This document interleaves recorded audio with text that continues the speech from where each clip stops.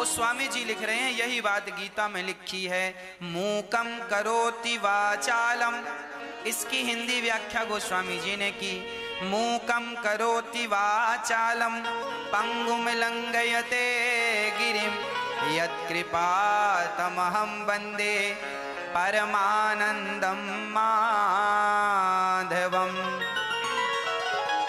कितना अद्भुत लिखा है। गोस्वामी जी जानते हो क्या कह रहे हैं? गोस्वामी जी कह रहे हैं, मुंह कहो ही बाचाल, जिस पर राम जी की कृपा हो, जिस पर भगवान की कृपा हो ना मैया, तो गूंगा भी बोलने लगता है। मूकम करोति वाचालम, मुंह कहो ही बाचाल, गूंगा भी बोलता है। किसकी कृपा से? इसीलिए कहता हूं, डॉक्टर भी इलाज करते करते कई बार ये कहा करते हैं कि इलाज करना हमारा काम है, ऑपरेशन करना हमारा काम है, बचाना ना बचाना ईश्वर का काम। ऐसा डॉक्टर बोलते हैं ना, भगवान चाहेंगे तो बचेगा, हम तो भाई ऑपरेशन कर देंगे। मतलब डॉक्टर इतनी पढ़ाई लिखाई करने के बाद भी डॉक्टर भी भगवान के भरोसे ही काम कर रहे हैं कि नहीं? कहने का अर्थ यह है कि भगवान चाहेंगे ना मेरी माँ, तो गूंगा भी बोलेगा।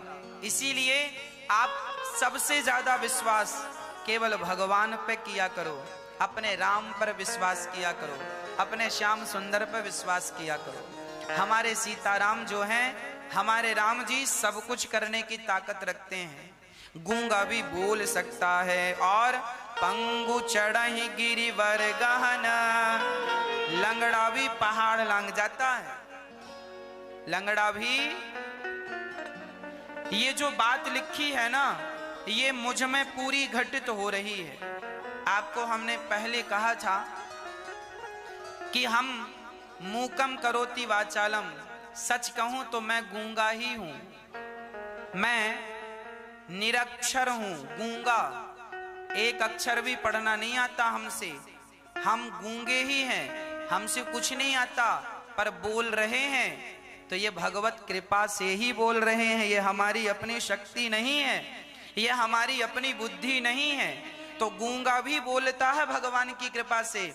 उसका प्रमाण ये दास अनिरुद्ध है कि मुझ जैसे गूंगे भी बोलते हैं। किसकी कृपा से? मेरे श्याम सुंदर की, मेरे रघुनाथ जी की कृपा से। और दूसरा लिखा है, पंगु चढ़हि गिरिवर गहन, लंगड़ा भी पहाड़ लांग जाता है। जब भगवान कृपा करते हैं ना मेरी माँ, तो लंगड़ा भी पहाड़ लांग जाता है। आपको हमने बताया था कि हम लगभग 2013-14 में हम छत से गिर गए थे, 20 फीट ऊपर से गिर गए थे और हमारा कोल्हू टूट गया था। डॉक्टर को एक्सरा कराए, डॉक्टर ने कहा ये तो हड्डी चूरा हो गई है, बिखर गई है अंदर अंदर चूरा होके। डॉक्टर ने कहा ऑपरेशन करना पड़ेगा, पर बोला कि थोड़ा सा हड्डी के ऊपर हड्डी ऐसे चढ़ गई थी। 20 फीट ऊपर से गिरा था ये दास अनिरुद्ध, हम गिर गए थे ऊपर से, छत से, दूसरी मंजिल से। 20 से 25 फीट की ऊंचाई रही होगी, क्योंकि एक छत लगभग 11-12 फीट का होता है, तो 2 छत थे, तो लगभग 23-24 फीट की ऊंचाई थी। गिर गए और जब गिरे तो कोल्हू हड्डी के ऊपर चढ़ गई। डॉक्टर के पास ले जाया गया।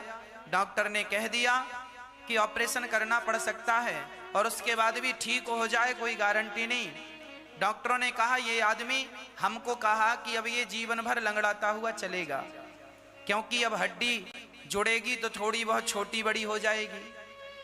तो उन्होंने मेरे पांव के घुटनों में छेद करके ईंट लटका दी।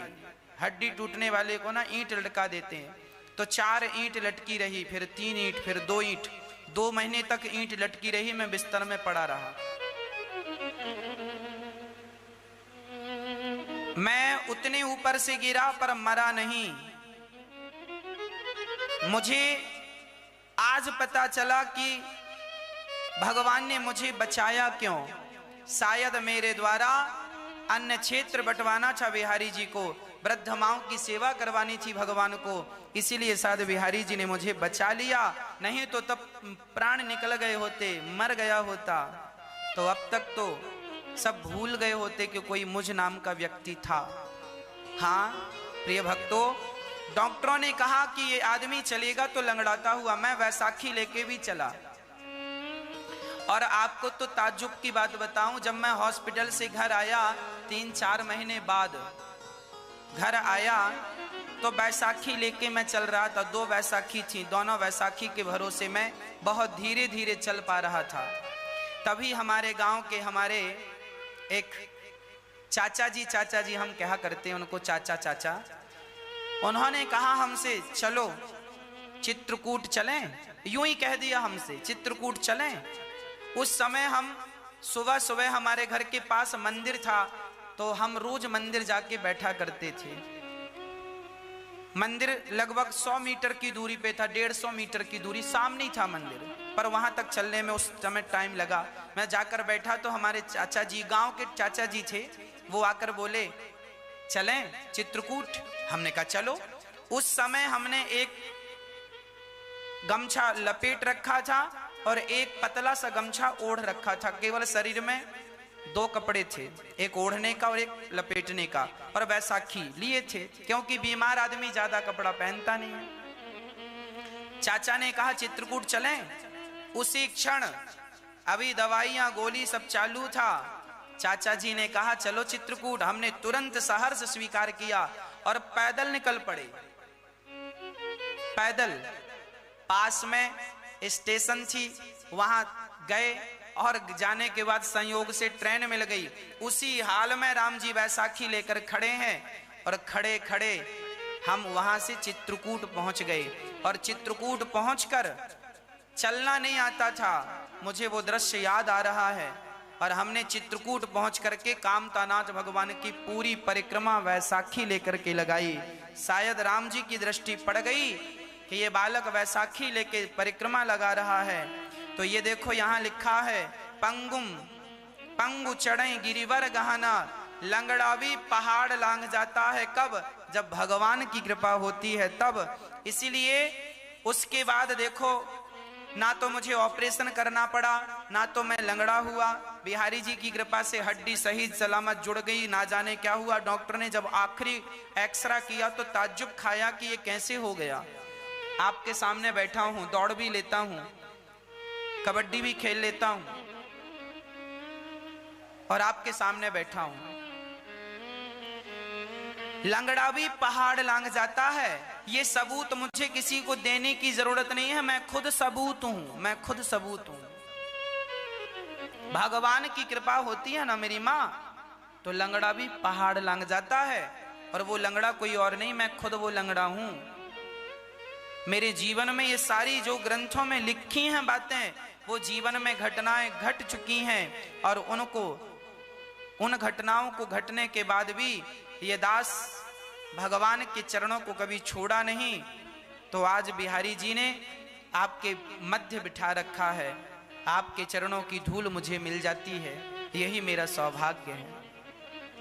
इसीलिए अपने जीवन में आप जितना विश्वास भगवान पे कर सकते हो। अच्छा मैं क्या क्या बताऊं आपको। मैं जब चित्रकूट पहुंचा तो रात हो गई थी, सुबह के निकले, सुबह 9 बजे 8:30 बजे हम निकल गए थे। मंदिर गए थे सुबह दर्शन करने, चाचा ने कहा चलो, चाचा जी के संग चले गए।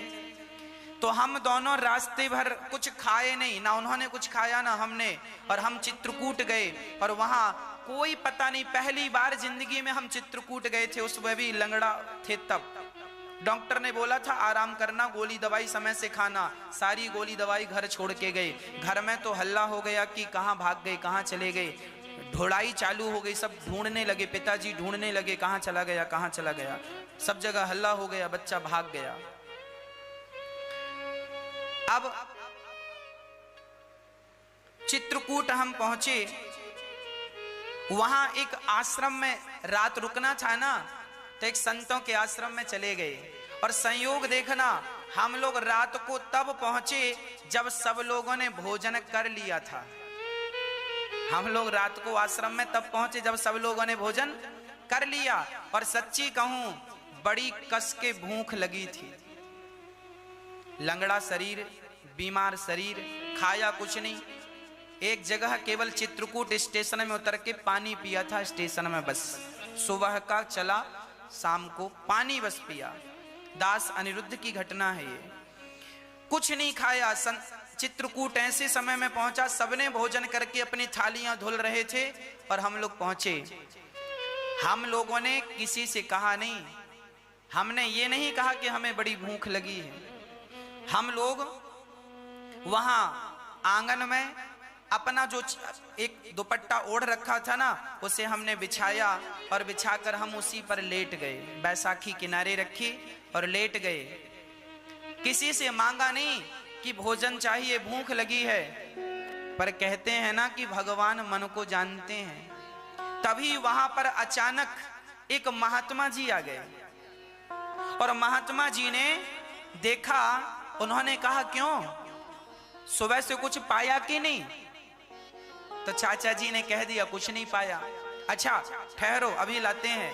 तो वो साग और पूड़ी लेकर के आ गए।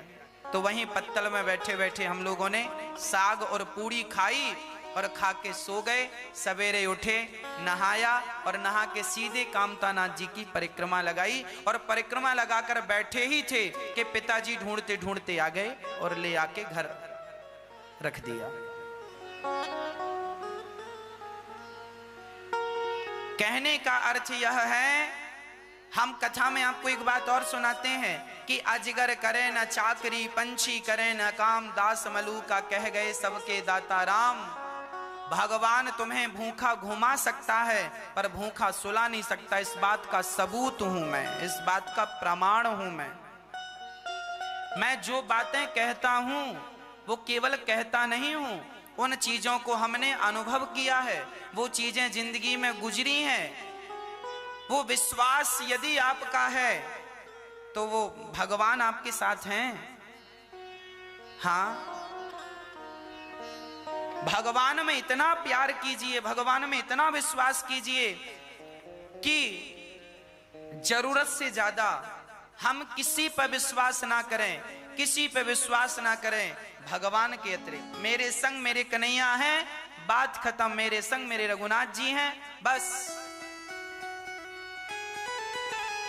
मुझे किसी बात की चिंता नहीं। हाँ, मेरे संग में सिर गहना, जासु कृपा सो दयाल, द्रवऊं सकल कली मल दहन। जिस परमात्मा ने अभी तक मेरी लाज बचाई, जिस परमात्मा ने मेरी अभी तक रक्षा की, वही मेरे कृष्ण आगे भी, वही मेरे राम आगे भी मेरी रक्षा करेंगे। वही राम आगे भी मेरे साथ है। इसीलिए जिस परमात्मा ने तुम्हें मां के गर्भ में मरने नहीं दिया, जिस परमात्मा ने तुम्हें मां के गर्भ में रक्षा की, याद रखना वो परमात्मा कहीं गया नहीं है, अभी भी तुम्हारे साथ ही है। बस तुम्हारा विश्वास जरा कमजोर पड़ रहा है। बस कोशिश करना कि विश्वास कमजोर ना पड़े। जितनी शक्कर डालोगे उतनी मिठास पाओगे, जितना विश्वास रखोगे अपने रघुनंदन को उतना ही करीब पाओगे।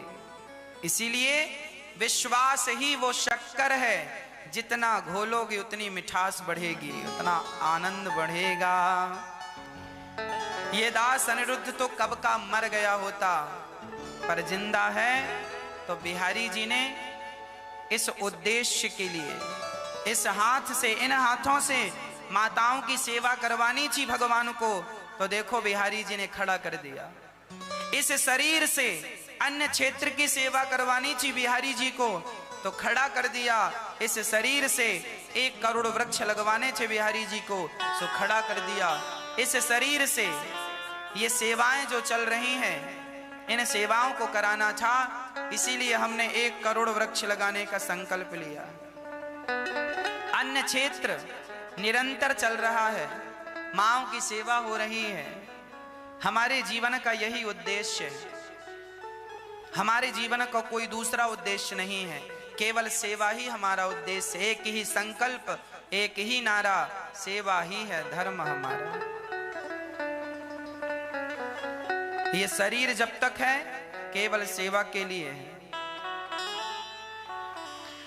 बंदऊ गुरु पद कंज, कृपा सिंधु नर रूप हरि, महामोह तम पुंज, जासु वचन रवि कर निकर। बंदऊ गुरु पद पदुम परागा, सुरुचि सुवास सरस अनुरागा। अमय मूरि मय चूरन चारु, समन सकल भव रुज परिवारु।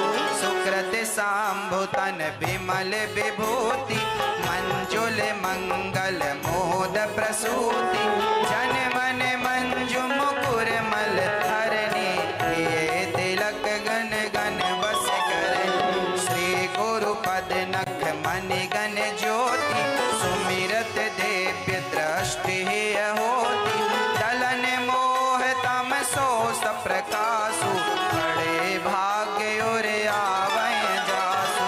ओघे रहे विमल बिलोचन ही, मिटहि दोष दुख भव रजनी। सूझहि रामचरित मुनि मानिक, बोध प्रगट जहाँ जो जेहि खान। श्री राम जय राम जय जय राम, श्री राम जय राम जय जय राम। श्री राम जय राम जय जय राम, श्री राम जय राम जय जय राम। बंदऊ गुरु पद, क्या बढ़िया कहा गोस्वामी तुलसीदास जी ने कि बंदऊ गुरु पद पदुम परागा, सुरुचि सुवास सरस अनुरागा। गुरु जी के चरण कमलों की वंदना नहीं, गुरु जी के चरण कमलों की, चरणों की रज की वंदना। बंदऊ गुरु पद पदुम परागा, चरणों की रज की वंदना। श्री गुरु चरण सरोज रज, निज मन। गुरु जी के चरणों की बात नहीं है। अरे गुरु जी ने जहां पांव रखे हैं वहां की जो धूल है, उस धूल को माथे से लगा लोगे तो भी तुम्हारी आंखें खुल जाएंगी, अज्ञान मिट जाएगा। गुरुजनों में विश्वास होना चाहिए, श्रद्धा होना। आज लोग परेशान इसीलिए हैं क्योंकि उनका विश्वास 100% नहीं। ना तो भगवान में 100% विश्वास है, ना तो गुरु जी में 100% विश्वास। अरे गुरु पे विश्वास हो ना, तो गुरु सिर पे हाथ रख दे तो गूंगा भी बोलने लग जाए, गुरु कृपा से। तो गुरु जी का आशीर्वाद विद्या पढ़ने से नहीं भक्तों, विद्या गुरुजनों के आशीर्वाद से। श्रद्धावान लभते ज्ञानम, ज्ञान पढ़ने से नहीं आता। हाँ, हम रट सकते हैं वेदों को, पुराणों को, रट्टू तोते तो बन सकते हैं, पर ज्ञान जो वास्तविक ज्ञान है, जो ज्ञान भगवान से मिलाता है, वह ज्ञान पढ़ने से नहीं आता, वह ज्ञान तो श्रद्धा से आता। श्रद्धावान लभते ज्ञानम, जब गुरु चरणों में श्रद्धा होगी तो वह ज्ञान प्राप्त होगा जिस ज्ञान से परमात्मा का दर्शन होता है।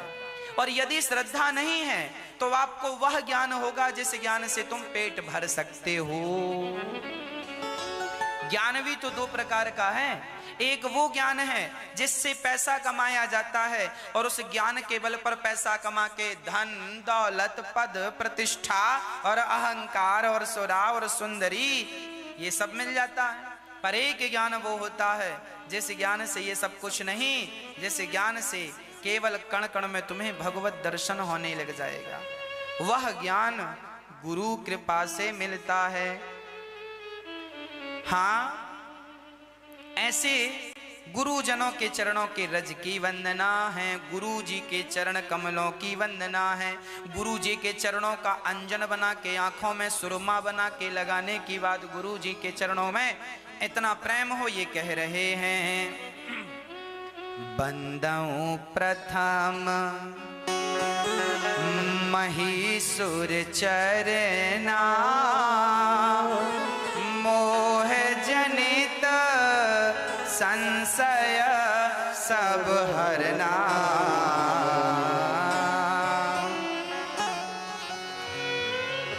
प्रथम वंदना किसको? ब्राह्मणों को, विप्रजनों को। आप सदा ब्राह्मणों का सम्मान किया करिए। ब्राह्मण का सम्मान क्यों? क्योंकि 4 वर्ण है, ब्राह्मण क्षत्रिय वैश्य शूद्र। चारों वर्ण वंदनीय हैं, चारों वर्ण सम्माननीय हैं, पर इन चारों वर्णों को एक सूत्र में बांधकर ज्ञान के धागे में पिरोके रखने वाला एक गुरु होता है, ब्राह्मण होता है। इसीलिए ब्राह्मण वही ब्राह्मण है जो यज्ञ कराते हैं। भगवान तो, देवता तो स्वर्ग में रहते हैं, पर ब्राह्मण मंत्र पढ़ पढ़ के और आपके घर में भगवान को स्थापित कर देते हैं। आपने मूर्ति बुलवाई और मूर्ति की प्राण प्रतिष्ठा पंडित जी कराते हैं, तो पहले तो वो मूर्ति पत्थर की थी, पर प्राण प्रतिष्ठा होने से लोग ये नहीं कहते पत्थर रखा है, लोग कहते हैं भगवान बैठे हैं। तो प्राण प्रतिष्ठा ब्राह्मण में इतनी ताकत है कि वो भगवान को उठाकर वहां से अपने मंत्रों के द्वारा और मूर्ति में स्थापित कर देने की ताकत मंत्रों में है। वह मंत्र ब्राह्मण जानते हैं, इसीलिए ब्राह्मणों की वंदना।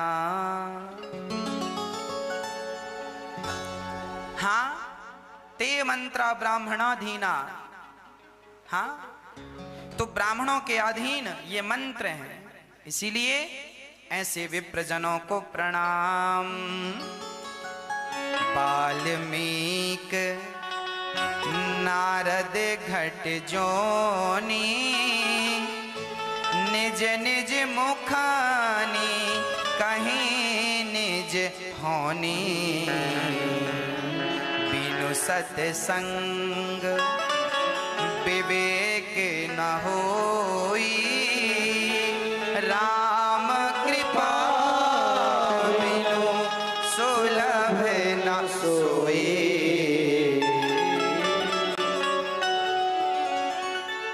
बिना सत्संग के विवेक नहीं होगा, इसीलिए विवेकशील व्यक्ति बनना है तो सत्संग कीजिए। कल एक सज्जन आए, चंडीगढ़ से आए। कल उन्होंने कहा, महाराज जी हम बहुत रास्ता भटक चुके थे, बिगड़ गए थे। कल उन्होंने आकर कहा, महाराज जी जब से हमने आपके वाणी से कथा सुनी है, तब से हमारा परिवार जो बिखर गया था वो परिवार सुधर गया, हम सुधर गए, गंदी आदतों में चले गए थे, ठीक होके आ गए, और हमारा व्यापार भी सुधर गया। अब हम अच्छा कमाने लगे हैं, अच्छा काम। उन्होंने कहा, मैं इस बात का सबूत हूं कि भागवत सुनने से, भगवान की कथाएं सुनने से जीवन में कितना परिवर्तन होता है। आप लोग भी इस बात का सबूत हो सकते हैं। आपके काम धंधे चलें, इसलिए भी मैं आपको वह रास्ता बताता हूं। आज की जो युवा पीढ़ी है, जो बेरोजगार युवा बैठे हैं हमारे, हम इनको भी हाथ जोड़ जोड़ के यही कहते हैं, बेटा घर में बैठे से कोई काम नहीं होगा, मेहनत करो, मन लगाओ, काम में मन ना लगे तो भी कमाओ, काम करो, और कोई काम छोटा नहीं होता, खूब कमाओ। जब सत्संग करेंगे तो व्यापार भी बढ़ेगा, परिवार भी बढ़ेगा, घर में सुख सुविधाएं अपने आप चलकर आएंगी। आपकी मेहनत तो हो, आप कर्मठ तो बने, आप आगे बढ़ें, हिम्मत ना हारें, हिम्मत ना हारिए, पर राम ना बिसारिए। राम को याद रख के हिम्मत से काम लो, सफलता आपके पीछे हो जाएगी, पीछे पीछे चलेगी। आज वही लोग परेशान हैं जो हाथ पर हाथ रख के घर में खटिया पर बैठे।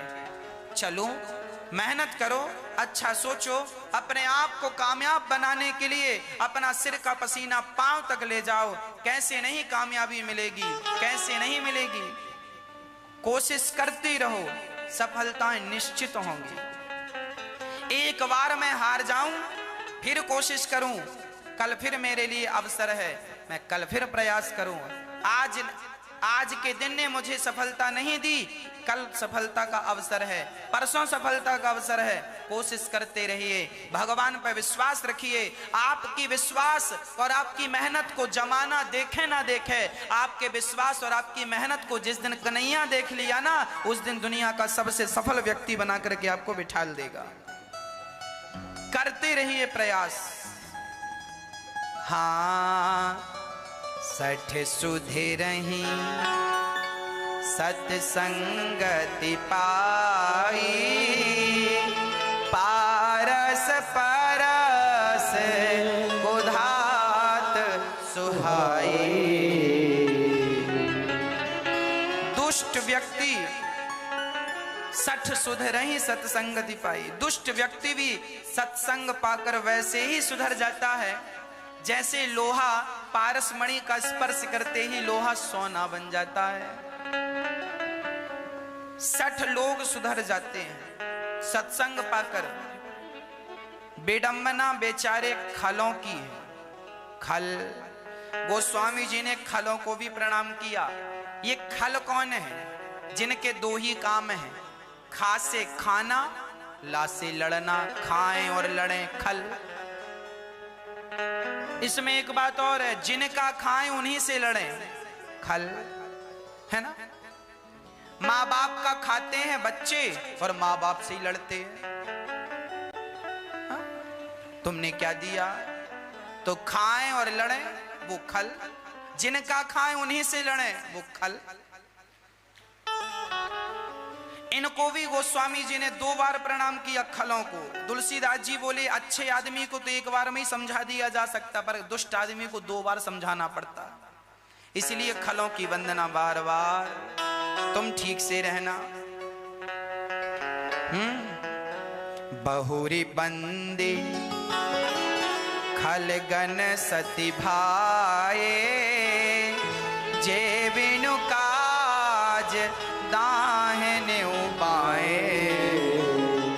दुष्ट आदमी आपके दाएं बाएं चलता है, वो आपकी कमियां ढूंढता, कहां कमी रह जा, कहां हम छाप दें इनको। इसीलिए गोस्वामी जी कह रहे हैं, खलों को भी ना, जो आदमी आपकी ज्यादा बुराई करता हो, जो आदमी आपसे बड़ा द्वेष रखता हो, जो आदमी आपके बारे में केवल गलत गलत सोचता हो, लोगों को बताता हो, ऐसे आदमी को भी बुला के ना उसका जरा सम्मान किया करो। ऐसे आदमी की ना आरती उतारना चाहिए। जय खल देवा। दुष्ट आदमी की आरती उतारनी चाहिए। इसीलिए आरती उतार दोगे ना, खुश हो जाएगा।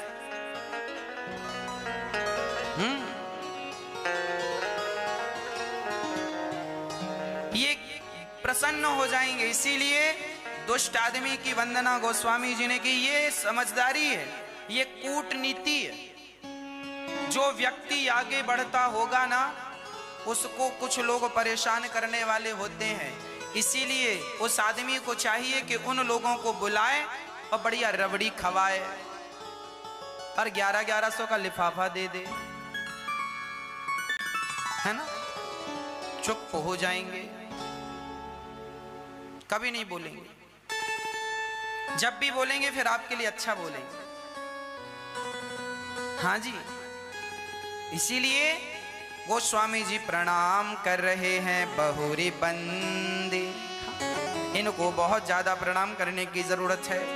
कई लोग ना झगड़ा कर दे, अच्छा तुम क्या बिगाड़ लोगे हमारा। अरे ना ना ना, ऐसी बातें ना किया करो। दुष्ट आदमी से झगड़ा ना करना, वो है ही दुष्ट, है ही। और तुम झगड़ा करके अपना गरम कर लोगे, वो आप जल्दी जल्दी में कुछ बोल जाओगे तो वही बात का बदंकड़ खड़ा हो जाएगा। इसने ऐसा कह दिया, ये कह दिया। हाँ जी,